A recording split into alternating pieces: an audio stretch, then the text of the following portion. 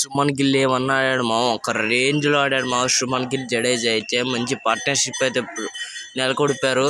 ఇండియాని డామినేట్ చేసింది సెకండ్ రోజు. సుమన్ గిల్ 200 కొట్టాడు మామ, 269 అయితే కొట్టాడు, ఒక రేంజ్లో కొట్టాడు. యాజ్ ద న్యూ క్యాప్టెన్ అనిపించాడు.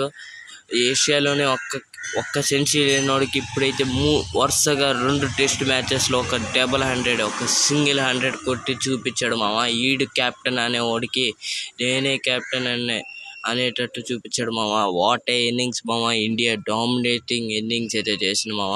ఆ తర్వాత బౌలింగ్లో సిరాజ్ ఒక వికెట్ తీసుకున్నాడు మామ. హర్షదీప్ 2 వికెట్లు అయితే తీసుకున్నాడు మామ. మంచిగా ఇండియా అయితే 73కి 3 వికెట్లు అయితే ఓడిపోయింది మామ. ఇంగ్లాండ్ కొంచెం కష్టాల్లో పోయి ఇలాగే ఆడితే టీమిండియా గెలిచేదానికి ఛాన్సెస్ ఉన్నాయి మామ. అది మా వీడియోగా నచ్చటైతే ప్లీజ్ లైక్ అండ్ సబ్స్క్రైబ్ మామ. Please like and subscribe. మీకు సుమన్ గిల్ని చూస్తుంటే ఎవరు గుర్తొస్తున్నారు కామెంట్ చేయండి మామ. విరాట్ కోహ్లీ అయితే లైక్ అండ్ సబ్స్క్రైబ్ చేసుకోండి.